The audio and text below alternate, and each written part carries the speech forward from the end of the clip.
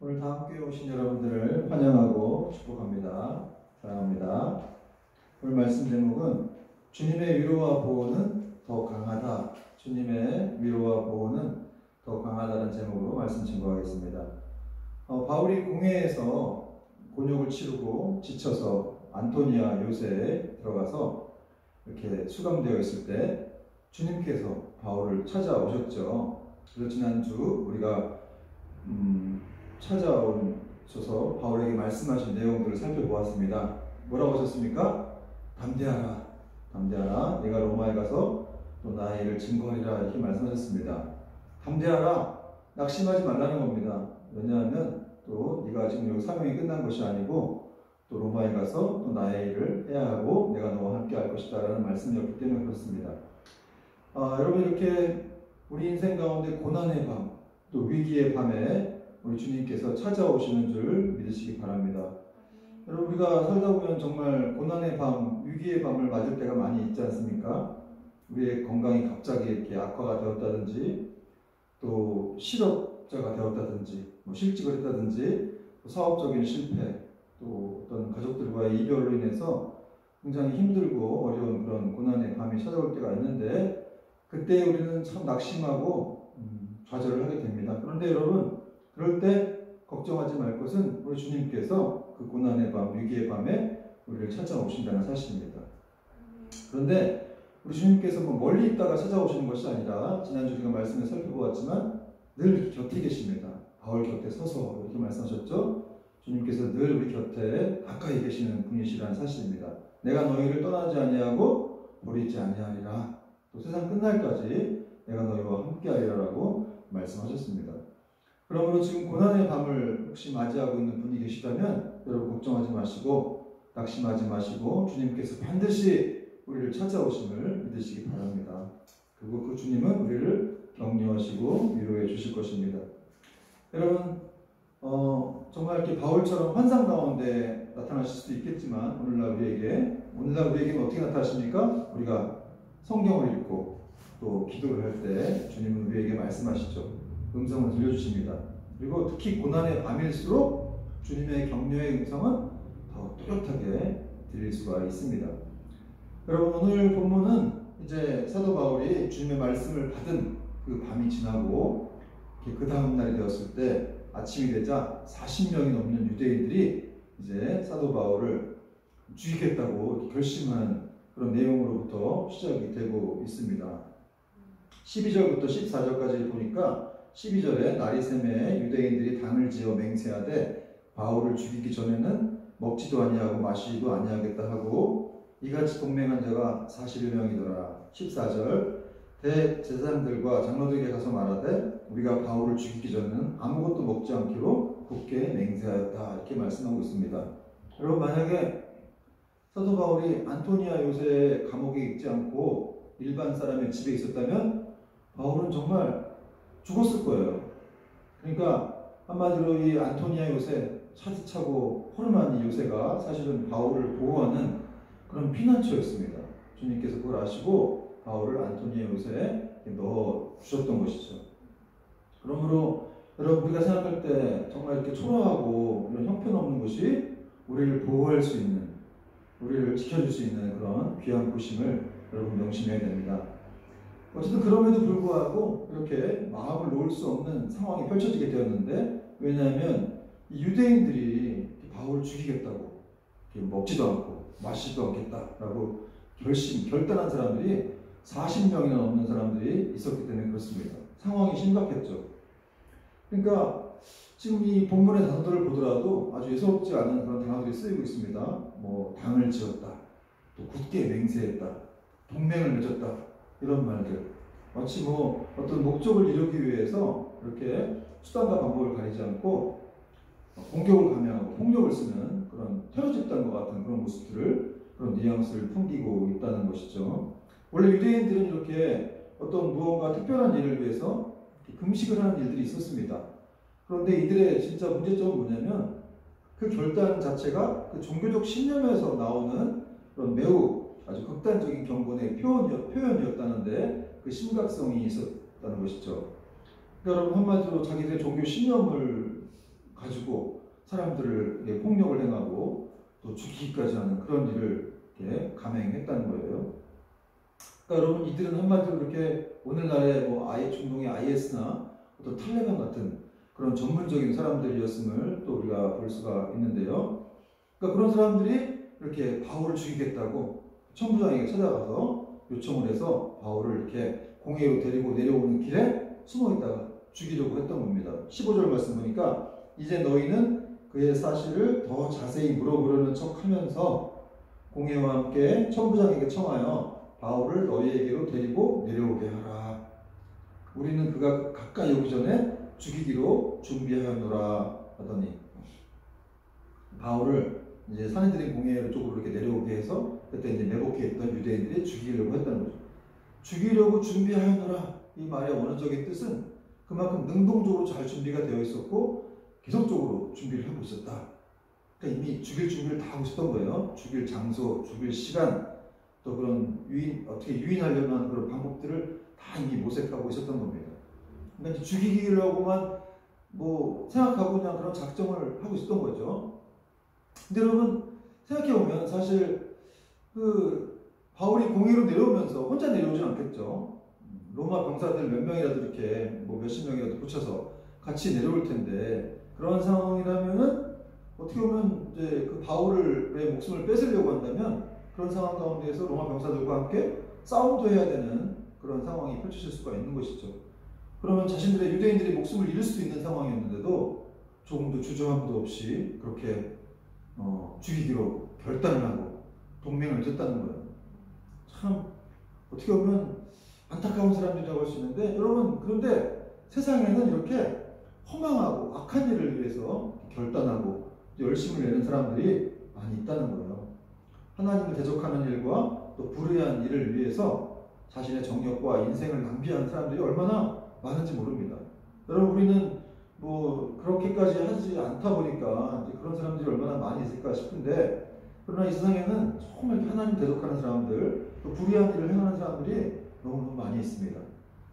그들 중에는 나름대로 자기들이 열심히 살아간다고 생각하는 사람들도 있을 수 있겠지만, 그러나 여러분, 열심만 있다고 되는 것은 아니겠죠. 방향이 틀리면 그 불의한 열심은 더 해악을 끼칠 뿐입니다. 그리고 이런 모습들을 통해서 우리가 또 알 수 있는 것은 영적으로 생각해 봐야 되겠죠. 이런 테러를 행하려고 하는 사람들의 배후에는 과연 누가 있는가? 사탄의 세력들이 그 배후에 자리 잡고 있다는 것이죠. 그래서 이렇게 바울이 복음을 증거하려는 것을 방해하려고 어떻게든 그를 죽여서까지 이렇게 하나님 나라를 막으려고 하는 그런 사탄의 세력들의 집요함들을 지금 또 오늘 말씀 통해서 살펴볼 수가 있습니다. 그러므로 여러분, 성도라고 한다면은 우리가 한 번뿐인 인생이잖아요. 너무나 귀한 인생, 또 하나님이 택한 인생이신데, 우리 인생들을 허망하고 악한 일을 위해서 결단하고 열심을 내는 자들이 아니라 선하고 가치 있는 일을 위해서 결단하고 열심 내는 저와 여러분 되기를 축원합니다. 여러분은 무엇을 위해서 결단하고 살고 있습니까? 여러분은 무엇을 위해서 열심을 내고 있나요?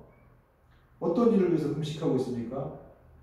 여러분, 사랑하는 여러분, 정말 우리는 이제 주님을 믿는 자녀들로서 더 하나님을 위해서 열심을 내고 선한 일을 위해서 결단하는 우리가 되어야 할 줄 믿습니다. 여러분, 주변에 믿지 않는 가족들도 많이 있지 않습니까? 그런 가족들을 위해서, 정말 그들의 구원을 위해서 정말 결단하는 그런 결단을 잘 안 해봤죠? 여러분, 그렇게 결단하고 그렇게 기도하면서 또 전도하려고 할 때 하나님이 우리의 그 행동을 받으시고 또 기뻐하신 것이죠. 그리고 그것이 우리의 큰 상급이 되는 것입니다.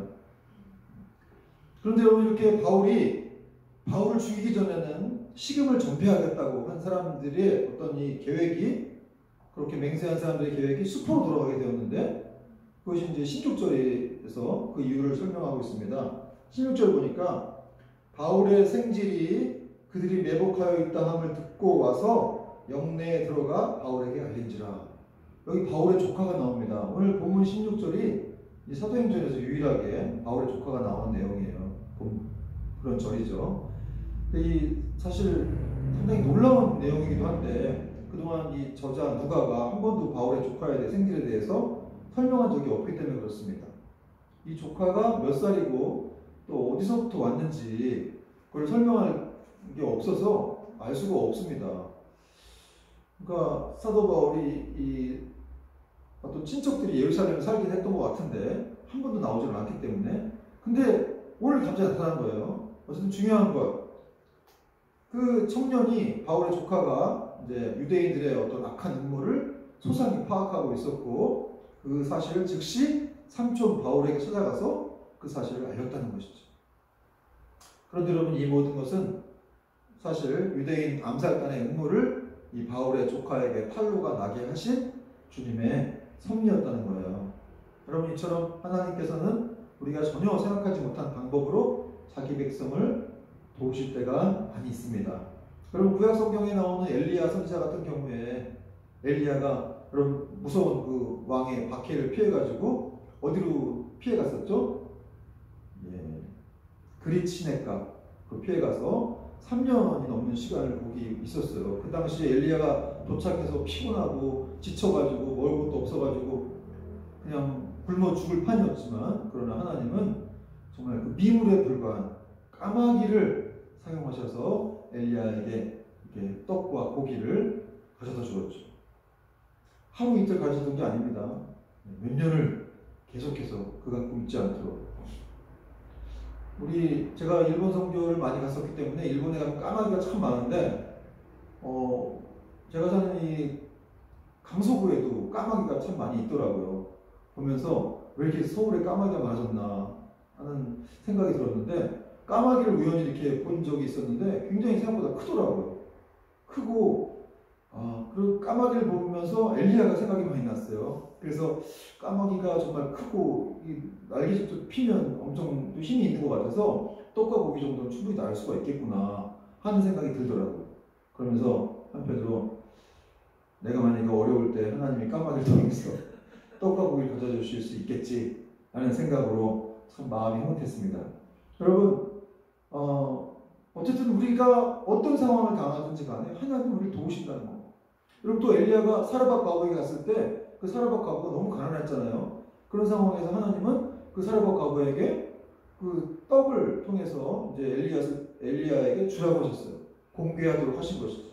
그리고 그 과부들이 그 떡을 엘리야가 먼저 먹고 사르밧 과부와 그 아들이 다 살게 되었다는 것이죠. 만약에 사르밧 과부가 먼저 먹었으면 그냥 먹고 죽었겠죠. 그러나 그 떡을 엘리야에게 주자 그들은 이렇게 같이 사는 그런 놀라운 일이 있었다는 거예요. 어쨌든 하나님은 이렇게 엘리야가 그 자신이 알 수 없는 방법으로 하나님께서 이렇게 도울 자를 부셔서 그를 도와주셨다는 겁니다. 이 1900년도에 있었던 일이었는데요. 인도에서 사역을 하셨던 이 스탠리 선교사님이라는 분이 계세요. 스탠리 선교사님이신데, 이분이 어느 날 이렇게 인도에서 이제 사역을 하시다가 밀림에 들어가게 되었는데, 거기서 이제 길을 잃어버린 거예요. 그래가지고 여러분, 우리나라에서 이 지리산에서 들어가서 길을 잃으면 죽는다 그래요. 그러니까 임진왜란 때도 이 지리산 깊은 곳에 살던 사람들은 전쟁이 난지도 몰랐다고 하더라고요. 6.25 때도 그렇다는 말이 있는데, 어쨌든 지리산 정도만 들어가도 길을 잃으면 죽는데 인도의 정글이나 밀림은 얼마나 넓겠습니까? 거기 들어가면 그냥 죽는 것이죠. 길을 잃었다 그러면. 근데 거기서 그 스탠리 선교사님이 막 돌아다니다가 우연히 어떤 나무를 벌목하는 벌목공들을 만났다는 거예요. 그래서 그들을 만나가지고 너무 반가워가지고 내가 길을 잃었는데 좀 길을 찾을 수 있는 방법을 도와달라 막 그랬더니 그 벌목공들이 대답을 안 하더니 갑자기 기다리라고 하더랍니다. 기다려라. 그래가지고 그냥 할 수 없이 계속 기다렸는데 막 반나절이 지나도 계속해서 뭐 응답도 없고 그냥 일만 하고 있는 거예요. 그래서 결국 이제 거의 하루가 다 지나가지고 이제 일이 끝나가지고 이제 쫓아가서 이제 스탠리 선교사님이 이제 끝났으니까 나한테 좀 가는 길 가르쳐달라 그렇게 얘기했더니 이 벌목공이 그런 말을 했답니다. 나도 잘 길을 모릅니다. 도대체 이게 뭘 얘기하려고 이렇게 하는 거냐? 여러분, 그러면서 이 벌목공이 그렇게 말을 했다는 거예요. 내가 바로 길입니다. 그러니까 처음부터 이 밀림에는 길이 없었다는 것이죠. 길이 없었어요. 근데 이 벌목공이 수십 년 동안 이 나무를 하기 위해서 이렇게 왔다 갔다 하면서 그냥 몸으로 체득한 그런 길이 있었던 거예요. 그러니까 길을 모르겠는데 어쨌든 나는 그 길을 안다는 거예요. 그래서 그 이후로 이 스탠리 선교사님이 성경 말씀인 내가 곧 길이요 진리다라는 그런 말씀을 더 깊이 깨닫게 정말 선교사님은 알 수 없는 방법으로, 하나님 자녀들이 알 수 없는 방법으로, 생각하지도 못한 방법으로 이렇게 하나님이 도와주신다는 것을 우리가 알 수가 있다는 것이죠. 여러분, 참으로 자기 백성을 돕는 하나님의 도움의 손길은 오묘하게 그지 없다는 것이죠. 전지전능하시고 또 모든 것을 자기 뜻대로 역사하시는 그런 분께서 하나님이 자기 백성을 도우시면 얼마나 다양한 방법으로 도우실 수가 있겠어요. 근데 우리는 여러분 너무 생각이 어떤 한계에만 머물러가지고 하나님은 이건 하실 수 없을 거야. 이렇게 도저히 이렇게 하실 수 있을까? 이런 생각을 할 때가 많은데, 그러나 하나님은 여러 가지 방법, 우리가 생각할 수 있는 방법으로 우리를 이끄시고 도우신다는 사실입니다. 그러므로 여러분, 우리 힘으로 도저히 극복하기 힘든 그런 문제들을 만났다고 해서 낙심하거나 좌절하면 안 됩니다. 역사가 그걸 증명하고 있다는 거예요. 성경이 그걸 증명하고 있습니다. 아무리 어려운 일을 할지라도 하나님의 도우심의 손길이 있음을 우리는 믿어야 한다는 것이죠. 하나님은 언제나 도울 자를 준비해 놓고 계시고 또 도울 방법을 준비하시기 때문이에요. 저도 이 강서구에 와가지고 개척을 했는데 여기 연고도 없으니까 알 수가 없는데 어떻게 또 저 근처에 어떤 또 좋은 분을 이렇게 또 알게 하셔가지고 그분을 통해서 이렇게 도움을 받고 가끔 이렇게 막 먹을 것도 받고 굉장히 어떤 정말 정서적으로만 도움을 받는 그런 경험도 하게 되었고, 정말 이렇게 알 수 없는 곳에서 하나님이 이렇게 도우시는 손길들을 경험할 수가 있었습니다. 여러분, 그런 방법들이 이게 영적으로 눈이 이렇게 멀게 되면 안 보이죠. 어쨌든 불신자들에게는 보이지 않을 거예요. 영적으로 눈이 멀었으니까, 눈에 비늘이 갇혀 있으니까. 그러나 믿음의 눈으로 보면 그것이 보인다는 거죠. 이런 말들은 이제 마틴 루처도 한 말인데, 믿음의 눈으로 보게 된다면 어떠한 상황 속에서도 하나님이 보이게 될 것이다. 이런 말을 했습니다. 여러분, 이제 그런 조카가 바울에게 그런 말을 하자 이 바울이 한 백부장을 불러가지고 이제 이 조카를 데리고 천부장에게 가라. 이런 말을 합니다. 그리고 백부장은 천부장에게 그 조카를 데리고 가죠. 17절, 18절 보니까 바울이 한 백부장을 청하여 이르되 이 청년을 천부장에게로 인도하라. 그에게 무슨 할 말이 있다 하니 천부장에게로 데리고 가서 이르되 죄수 바울이 나를 불러. 여러분, 바울의 명칭은 당시 죄수 바울이었어요. 그가 죄가 있었다고 이제 인정이 확증되지 않았겠지만 어쨌든 죄가 있다는 혐의가 있었기 때문에 죄수 바울이었습니다. 죄수 바울이 나를 불러 이 청년이 당신께 할 말이 있다 하여 데리고 가기를 청하더이다. 네. 여러분, 바울이 이 유대인들의 암살 음모를 자기가 부른 백부장한테는 얘기를 안 했어요. 그리고 천부장에게 바로 데려가서 그 사람한테 얘기하도록 했죠. 왜냐하면 백부장이라든지 어떤 사람에게 얘기를 했다가 그것이 이제 얘기가 이렇게 그런 사람들 거치게 되면은 묻히게 되는 경우가 있거나 또 묵살되는 경우가 있기 때문에, 아니면 또 누설되는 것을 염려해서 그렇게 바로 천부장에게 바로 가라고 이렇게 얘기를 했다는 것이죠. 근데 여러분, 천부장이 그 청년을 만나자마자 아주 놀라운 그런 이 장면이 나오고 있는데, 19절에 보니까 천부장이 그의 손을 잡고 물러가서 조용히 묻되 내게 할 말이 무엇이냐, 이런 말을 이렇게 말했습니다. 천부장이 이제 화를 내고 도대체 이 청년 뭐야? 이럴 줄 알았는데 천부장이 그의 바울의 조카의 손을 잡았다는 거예요. 손을 잡으면서 아주 친절하게 그렇게 말해주고 도대체 나한테 할 말이 뭐냐 하면서 내가 네 말을 잘 들을 테니까 나한테 얘기해라 하는 식의 어떤 그런 반응을 보였습니다. 여러분, 이렇게 어떤 이 분위기 자체가 이렇게 하나님이 인도하시려고 하는 그런 분위기임을 느낄 수가 있습니까? 천부장이 원래 이렇게 좀 굉장히 냉혹한 사람인데, 어쨌든 바울 자체가 좀 로마 시민이기도 했지만 그를 돕기 위해서 이렇게 모든 것이 이렇게 막 이루어져 가고 있다는 것을 우리가 좀 배경적으로 이렇게 보게 됩니다. 여러분, 사실 이런 장면들은, 천부장의 이런 친절은 사실 지금 성경에 기록됐잖아요.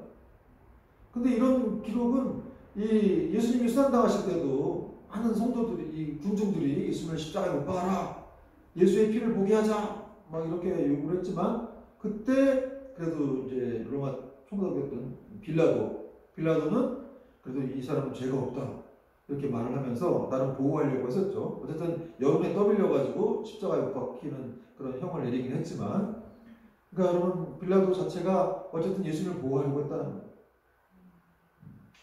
여러분, 천부장과 이 빌라도가 약간 겹치는 모습을 보이고 있습니다. 어쨌든 누가가 이렇게 쓰고 있는 것은 지금 사도 바울이 예수님이 가고 있는 길을, 그 십자가의 길을, 바울이 고난의 길을 가고 있다는 것을, 잘 가고 있다는 것을 지금 보여주고 있는 것입니다. 청년은 이제 유대인들의 공모를 천부장에게 말했고 그들의 요청을 따르지 말 것을 이제 부탁했습니다. 천부장에게 20절 보니까 대답하되 유대인들이 공모하기를 그들이 바울에 대하여 더 자세한 것을 묻기 위함이라 하고 내일 그를 데리고 공회로 내려오기를 당신께 청하자 하였으니 21절 당신은 그들의 청함을 따르지 마옵소서. 그들 중에서 바울을 죽이기 전에는 먹지도 않고 마시지도 않기로 맹세한 자 40명이 그를 죽이려고 숨어서 다 준비하고 당신의 허락만 기다리나이다 하니 당신의 허락만 지금 기다리고 있습니다. 천부장 당신의 허락이 중요합니다. 왜냐하면 그 허락을 통해서 유대인들이 이제 행동을 할 것이기 때문에 그렇습니다. 그러니까 행동하지 말라는 거죠. 당신의 허락이 중요하니까 이건 굉장히 어떤 이 사도 바울의 조카의 지혜였어요. 당신의 말이 중요하기 때문에 사태의 심각성을 생각하고 그렇게 허락하지 말고 그런 모든 상황을 좀 지혜롭게 했으면 좋겠다라고 하는 그런 바울의 조카의 어떤 이 간결한 표현이었지만 나름 지혜가 있는 그런 말이었습니다. 여러분 하나님이 이렇게 일이 되게 하시려니까 이런 또 조카에게 지혜를 주셔서 이런 일을 또 이렇게 천부장에게 또 그런 말들을 표현한 것이죠.